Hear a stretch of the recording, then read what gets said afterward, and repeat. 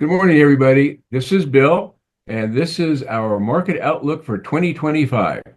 We're fortunate that we've got some guests today. I'll introduce our associate, Sean Walker, and later he'll introduce our special guests that flew out here from the East Coast, Sonu and Varghese, and they'll go through a lot of information. But as you know, if you've been around with us anytime at all, we always start our meetings with a prayer. So, put your coffee cup down, bow your head for just a minute. Father, we thank you for today. We thank you for the blessings that you've given us. We thank you for the opportunity to serve the people that you brought into our lives. We ask your blessing on this presentation, on the presenters. May they say the things that your people need to hear. We ask that you bless our country, especially bless our new administration, and keep everybody safe. Let us do what is right for our people and what's right in your eyes. This we pray through your son's name. Amen. Amen. Okay, Sean, I'm going to turn it over to you and Sonu. Have lots and lots of fun. I look forward to hearing what you have to say. All right. Well, some people may think that we have a strange idea of what fun is. Yes. But we do. I guess we do have a strange idea of what fun is. Hello, everybody. As you know, hopefully you know by now, my name's Sean Walker, and I've been with Applied Financial Planning for, now we're going on about 13 or so years, lucky 13. And I'm joined here on my left by the Vice President of Global Macro Strategies. Yeah, a Vice President, Global Macro Strategist. Strategist at Carson Group, Sonu Varghese. If you've been a part of our social media before you'll recognize the name, you'll recognize the face. He's come out with Ryan Dietrich, who's also another research executive out with the Carson Group. And basically, these guys run the roost over there in Omaha. But you're not out of Omaha. I'm in Chicago. You're in Chicago, and Ryan's But out of. happy to be here in solid 60, 70-degree weather. Oh, that's perfect. Okay, so basically, the rules of the stage, whenever we do these, whether it's in front of you, which historically prior to COVID, it was every 6 months. But after COVID, now we seem to be doing it in front of a camera more than an audience. But we've always gone down, what did we predict 6 months ago at the halftime report? What happened in those past 6 months? How do we do at prognosticating? And what does it look like now? And where do we go from here? But if you tuned into the last webinar, the post-election webinar, we already told you kind of where and what changes we made in the portfolio. And by all means, if you want to take a look at that one again, it should be in your email box, maybe in the unread file, or you can go and ask one of the advisors and we'll resend you a link and you can review that. But while we have Sonu out for the next 20 minutes, we want to go through exactly what Carson's thoughts are on what the outlook entails. And we got a lot of chop and a lot of stuff to get through. So why don't I allow you, Sonu, just to tell folks a little bit about yourself. Yeah, so my background is originally in engineering. I'm not an economist, but I've been managing portfolios for just under 20 years now, been in finance. And I joke that it took me a bachelor's, master's, and PhD in engineering to figure out I didn't want to do engineering anymore. So take it for what it's worth. No, I enjoy doing this stuff. A lot of what I do is trying to figure out what's happening in the global economy, including especially the US economy, because so much of the global economy runs based on what happens here in the US and how that translates most importantly into portfolios. Yeah. How does that convert to investment? So that's literally my day-to-day job life. Really. And the interesting thing about Sonu, and I've said this to more than a few folks out there, is that we all see these stats where, the mainstream media loves to gin us up, regardless of which side of the aisle you sit.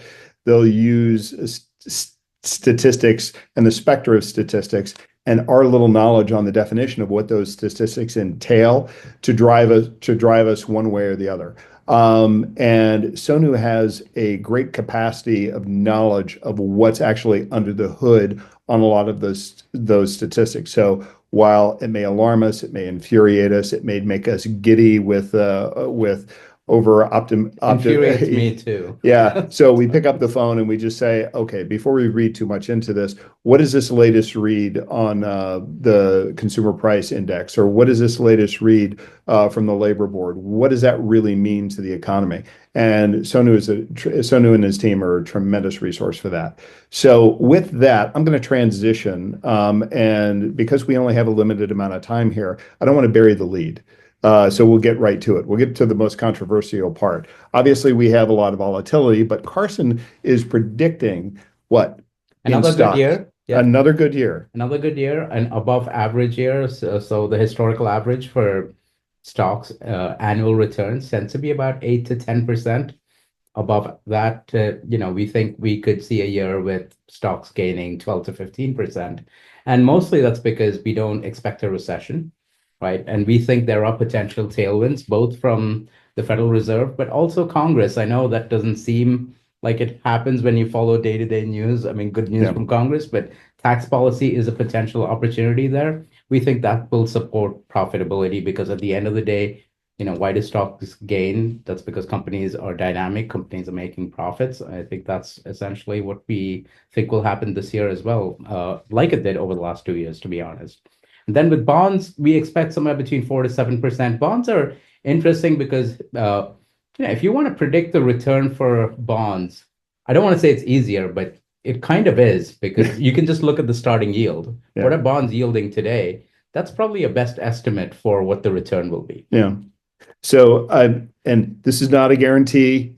No, by no means. This is a prediction. So, and we'll get into why Sonu and the folks at Carson do believe that we got a good shot at hitting that 12 to 15%. So, what does it all really start out with? It starts out with the economy and policy. And there's some goods and there's some goods and others in there that I'll say. So let's start out with some of the goods. No, look, when we came into this year, obviously we have the election, we have a new administration, and sometimes there's a lot of uncertainty around that. And both from a positive aspect, but maybe some negative aspects too. And one way we thought about how do we think about what's our framework for thinking about what may happen in 2025. And that's why we separated it out, not to sound too MBA-ish, right? Strengths, weaknesses, opportunities, and threats. Those of you who are listening who may have done Michael Porter elite. Yes, exactly. So, but look, at the end of the day, look, our big call is we don't think there will be a recession in 2025. And obviously the odds of a recession is not 0%. I mean, in our business, never say. Yeah, but you guys have a proprietary index that track. Yes. Exactly. So it's a way of getting all the different data points together into one picture and trying to tell us, is the US economy and really the global economy growing along trend, above trend, or below trend? And right now it's maybe on trend to slightly above trend. And that gets to the strengths of the economy. Look, economic growth in the US, 70% of it, close to 70%, is based on consumption. Yeah. Right. Where does consumption come from? Incomes. Yeah. Right? Where does income come from? Employment, right? And wage growth. So that's essentially what this chart is showing. As long as the labor market is strong, which it is, all right, as long as job growth continues at the pace that it has been, it may slow down a little bit, maybe 125, 150,000 jobs a month. As long as wages are growing around, let's say about 3%, 3 to 4%, which is what it was before the pandemic. Look, income growth is going to run strong, and that's going to drive consumption. That's going to drive GDP growth. That's going to drive profit growth. Okay. So, the one thing that we're seeing a lot, and again, these are the statistics things, we're seeing a big, scary $1.3 trillion in consumer credit card debt, which is kind of an all-time high. So while incomes are strong, and for the longest time, people have been watching this and watching it, I'd say, with good reason. But for the past 3 years, we've been told that the consumer's tapped out. What's interesting is that, leverage, if you think about, how much debt are consumers taking, that's only one side of the picture. Mm-hmm. There is assets. And then if you want to compare across time, you have to normalize it in some way. What is the best way to normalize it? Use incomes, disposable income. Remember, there's an aggregate picture. So if you think about consumer debt overall, it's $18 trillion. That's a big number. Just for reference, nominal GDP is about 28, 29 trillion right now. So, but 18 trillion is a lot, right? But the majority of that is mortgage debt. It's Yeah. about 12 trillion, right? Credit card debt is about 1.2 trillion. Auto loans, maybe about 1.7, 1.8 trillion. So credit card debt, I'm not denying that it's What's a growing. trillion bucks of Right. bank What's a trillion transfers? amongst, when you have $18 Yeah. trillion? But what's happened actually over the last couple of years, and this may not surprise you, that obviously mortgage rates are 7%. So not a lot of people are taking on mortgages. So debt overall is actually growing at a very slow pace. It's actually slowed down, That's a good point. and disposable income is actually growing faster. So if you look at assets minus liabilities, what are assets?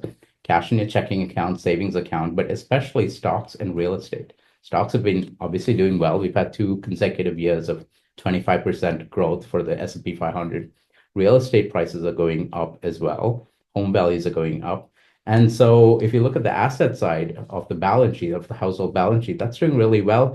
Meanwhile, liabilities haven't grown. Liabilities as a percent of disposable income is about 96%.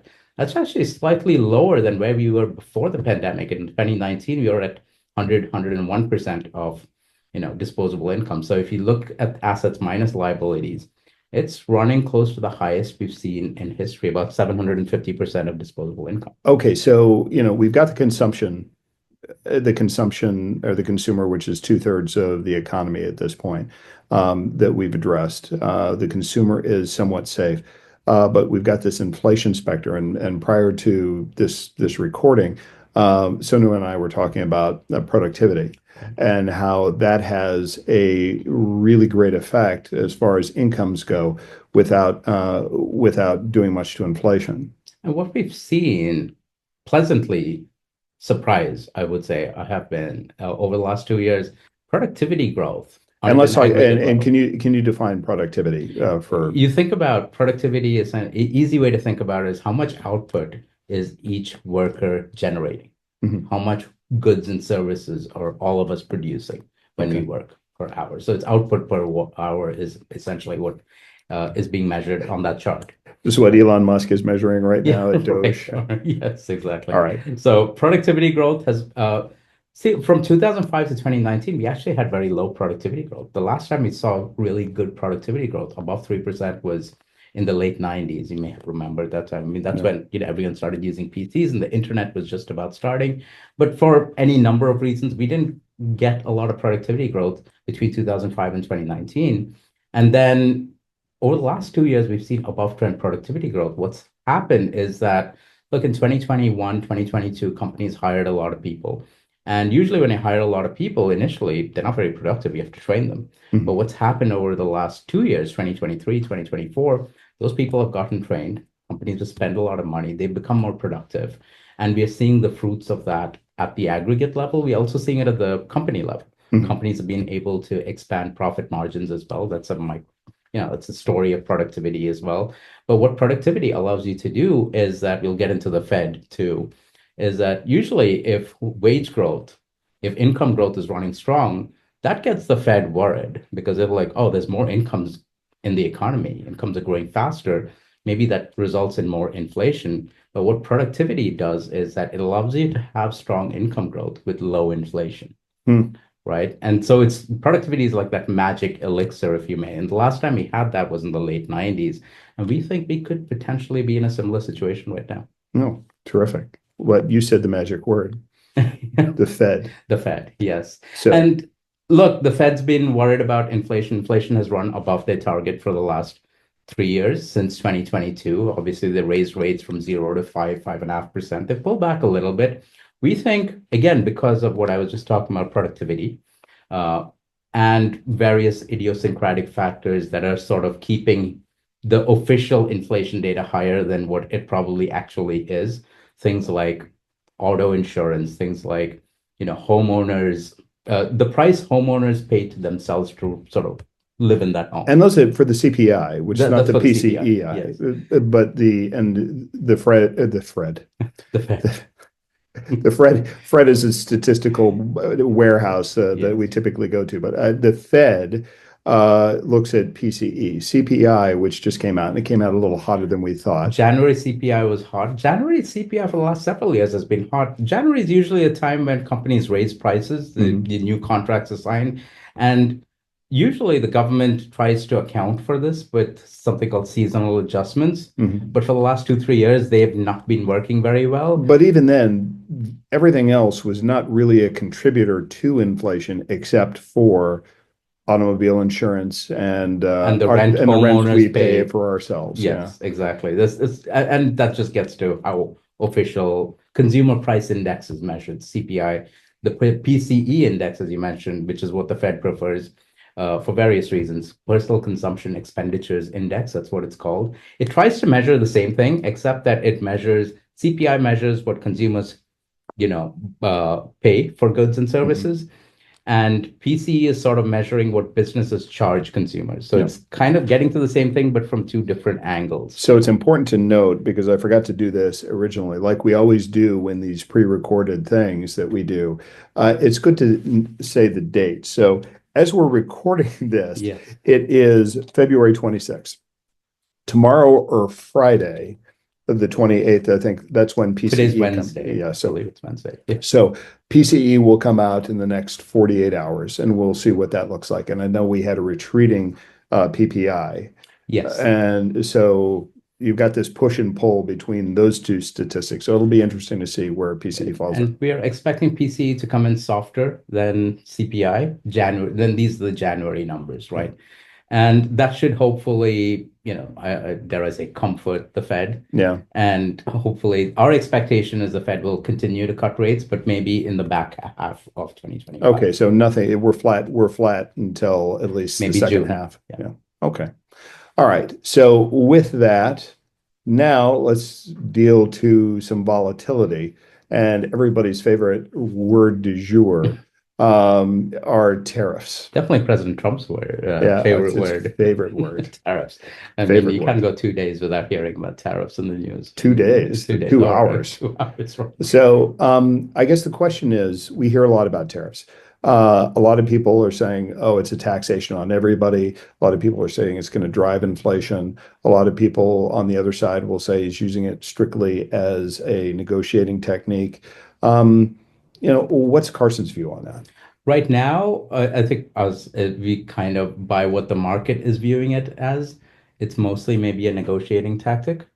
But even if it comes into place, look, tariffs, we've always had tariffs. In fact, President Trump imposed tariffs during his first term, and those were continued. Those weren't pulled back by the Biden administration, right? So I think a lot of that is forgotten. And look, all else equal, tariffs by itself tends to increase the price. It's a one-off price increase, unless you keep ratcheting up prices, right? And ratcheting up of prices or tariffs is essentially what inflation is. A one-off increase is not really inflation. It's a price increase. I mean, nobody likes that. But like I said, that's if all else is equal. All else is never equal in our business. And then it goes into effect, even if it goes into effect April 1st, April Fool's Day. April 1st is that's ironic. Day. That's when he wants a report on it. And it may not go into effect for another, 3 months, not until August. And, this is just essentially, we think, to get everyone to the negotiating table. So he's basically vying for some maneuvering room right now. Right. At least that's the interpretation. Yes. I'm not going to question the man's veracity, but I think it's certainly a big enough stick. But let's see what kind of carrots he puts in place. And the other aspect of tariffs is, like I said, all else equal, but all else is never equal. Usually the dollar moves higher in anticipation of tariffs. And that's what we've seen over the last 5 months. I mean, the dollar's moved down a little bit over the last month, but since September, the dollar's actually increased a lot. What does that do? It makes, imports cheaper. So you can put your tariff on the imported goods, but if the dollar's gone up, it makes those foreign goods cheaper. Oh. And the other side, now yes, the dollar, we all want a strong dollar. Treasury will say we are in support of a strong dollar, but all said and done, on balance, at the margin, I would say a strong dollar hurts us because in two ways. One is it hurts US manufacturers because it makes our goods, American goods, more expensive for the rest of the globe. and it makes, it hurts international earnings for a lot of our US multinationals. Yeah. So, you know, at least you can get a brioche in Paris for a lot cheaper. So Yes, that's an it's a upside. good time to travel abroad. Yes, It's very their good thing. time to Yes. travel internationally. Okay, so we've taken a look at the economy, kind of the underpinnings of where you think, these animal spirits are coming from. Yes. Potentially Let's take a look coming. Yeah. specifically in the time we have left at kind of your idea on equities. Here's what I like. I like the imagery here. So the equities are running fast. We've Tell us, had momentum. we have momentum. We've had 2 good years, 25%, 26% in Yeah, 2023, and 25%. yet you're so bullish that you think after 2 good years on the S&P 500, we're going to have a third really good year. So here's like I said at the top, we expect a 12 to 15% return. Now, what's interesting is the average return calendar year, which is what Mhm. this chart sort of shows, is about 8 to 10%. But over the last 70 years, we've seen that happen only 4 times.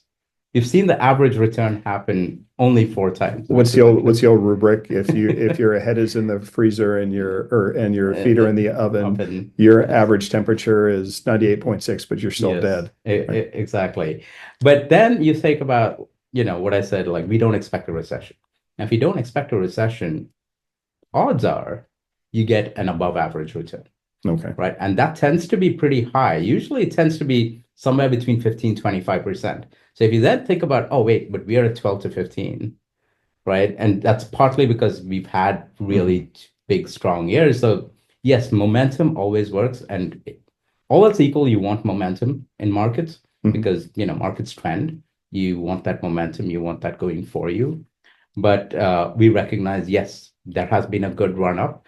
And the third year of a bull market, we'll talk about how this bull market just started in October Yep. 2022. So it's still a young bull market. And we could see some consolidation here, but we still think conditioned on no recession should be another above average year for markets. Okay, so underpinning a bull market continue means that we need continued strong earnings. Yes. And in order to accommodate that, what are these companies producing right now, do you The think? the biggest driver of returns, especially over the long term, are profits, profit growth, Hmm. right? So that's essentially what you want to look at. And where do profits come from? You can break profits into sales growth and margin Hmm. expansion, or if it goes the other way, right? Where do sales come from? And this is the connection between the stock market and the economy, because people always say the stock market's not the economy and the economy is not the stock market. But But they have a profits similar beat. come, yeah, yeah, but they sort of, they jive together, right? To use that same dancing Yeah. analogy. So, but then look, sales, as I said, profits can be broken into sales growth and margins. Sales growth comes from GDP growth, Mhm. right? If GDP growth is running strong right now, nominal GDP growth before adjusting for inflation, if it's running somewhere between 4 to 5%, that is a good environment for sales growth. Then you go back to the productivity piece, right? Companies are able to expand margins even as sales are growing. That's something called operating leverage that companies have. Mhm. And that's what we've been seeing over the last 2 years. That's continuing into this first quarter. We just finished earnings as well. Margins are close to about 13.6%. And that's well above what we were, margins are just under 12% at the end of 2019. So So it's a good story were there. there a lot more beats than misses?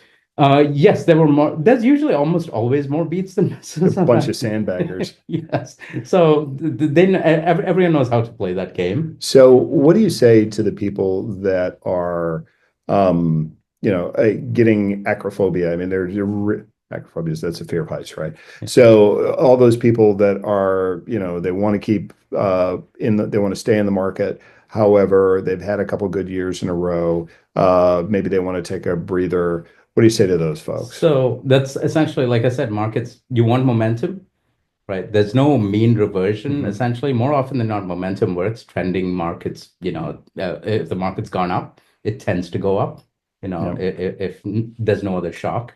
And look, expansions in bull markets don't really die of old age, right? Yeah. Something has to happen to, end it, some external or some sort of shock, right? Yeah. Whether it's a housing crisis or whether it's the end of the dot-com bubble and things like that, or the S&L crisis back in the 80s. This bull market is not even that old. It's just 2 years old. Yeah. It started in October 2022. So we still have some room. Like I said, we don't think we'll get another 20%, 25% a year, 12 to 15% though. And one of those things that we were talking about was I think that, when people do get nervous and think, these bull markets don't end of old age, there's a catalyst for it. And I think a lot of the, at least current volatility that we're seeing as of February 26th is that, you're seeing an administration where you had a previous administration that was content with non-engagement, non-confrontation in areas that this particular administration is all about, negotiation and confrontation. It's uncomfortable. It's a lot of push-pull. And I think that's where you're seeing probably the near-term volatility, but it's Right. just uncertainty. And I think the threats from that side, like the tariffs, for example, are this other side of that same coin as opportunities. There's Yeah. opportunity there too. Yeah. And we think overall, I would say we believe the opportunities will outweigh the threats. I think we concur. The switching gears for a second, though. I mean, as we take a look at the stock market, and we took a look at a previous slide, those multiples were pretty high. I mean, if you take a look at standard deviations, I mean, we're kind of up there as far as multiples go. But what do you say to that when people tell you, oh, it's just too expensive out there? It is expensive, but if you look back at, start from 2019 all the way through the end of 2024, the S&P 500's gained just under 100%. It's something like 95, 96%. That's a good return for a 5-year period, right? Yeah. 2020 to 2024. Almost all of that has come on the back of profit growth. So I would argue that we haven't really seen animal spirits yet. And we're not saying that we will see it, but there's a potential for it, maybe with, the change in new administration, deregulation, things like that.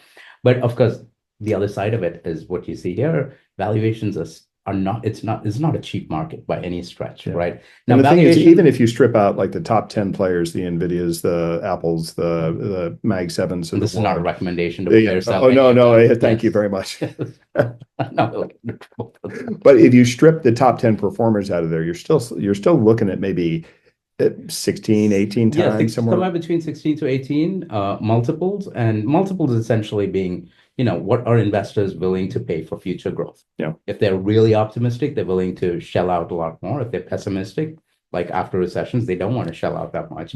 And right now they're, for everyone outside of that top 10, top 7, it's about average valuation. And that's the thing, right? I think one of the first lessons a lot of us learn in this business is don't put all the eggs into one basket, especially now that eggs are more expensive too. And we're not recommending putting all of your eggs in one basket. Right. And that usually applies, you think about it as asset classes. Don't put everything in stocks. So there's stocks and bonds and all the cash and all of those other things. But even within stocks, so there's that too, right? But even within stocks, you don't have to put everything in the S&P 500 because, with the S&P 500, you get about 40% exposure to technology companies, technology adjacent companies. Maybe that could be a tad overstretched, overvalued. And there are pockets of the stock market that are not quite as stretched, whether you look at mid caps or financials and small caps and industrials, things like that. I think there are opportunities outside of, the companies that are in the headlines day after day. Yeah. So the idea is to go shopping, take a look around, know what you're buying, why you're buying it. And, as Wayne Gretzky said, you skate to where the puck is going to be, not where it is right now. So that's kind of, that's essentially our process every Monday afternoon when our investment committee meets. These are the types of decisions that we're evaluating on a weekly basis and sometimes on a daily basis.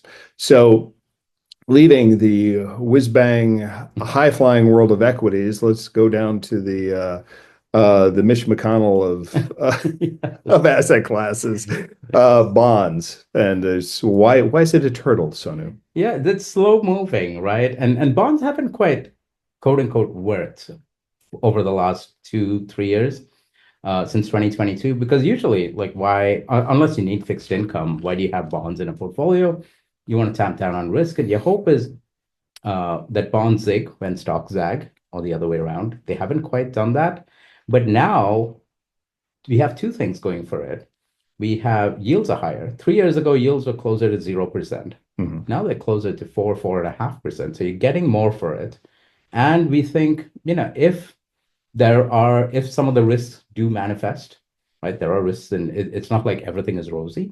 right? Like if there's an external shock, say, we think the odds of a recession are very low, but it's not zero. Something Yeah. happens, you want to hedge, and bonds could play that role of zigging once more if stocks sag. But the other aspect too is that we're looking at the bond market, which is sizably bigger than Yeah. the stock market.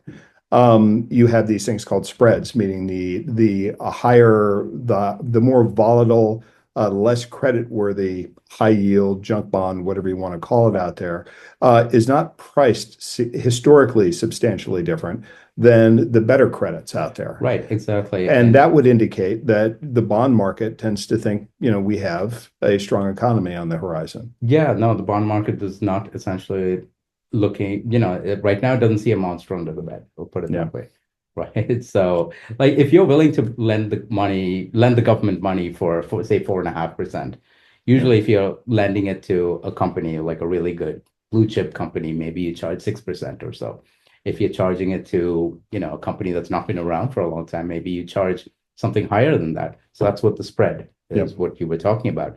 Now, in good times, if you're not expecting a recession, you expect those companies to be able to pay you back because they're able to grow their earnings and Yeah. profits and all of that.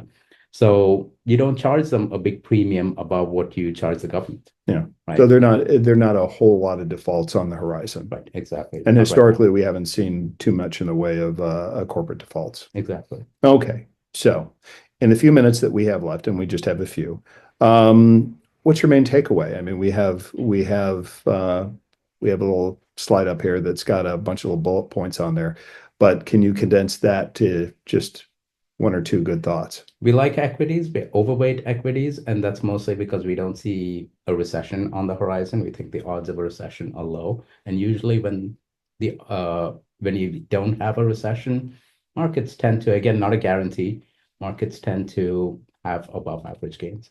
Yeah. And realize it's not a straight line. Yes. Those average gains are not a straight line. Right. Volatility is the price we pay for long-term performance. Okay, Yeah, well, well Sonu, thank you so much for making your welcome. way out to California and visiting with us. Thank you for Not a bad place to visit. yeah, as long as you don't have to pay the tax. It's the most That's expensive true. weather on the planet. Anyway, thank you for tuning in as always. Let me stop the share here if I can. Where is it? There it is.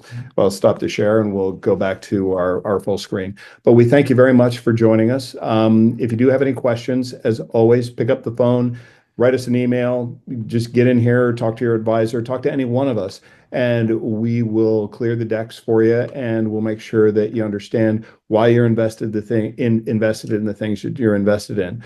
But until then, I hope everybody out there stays safe and has a happy 2025. Thanks so much.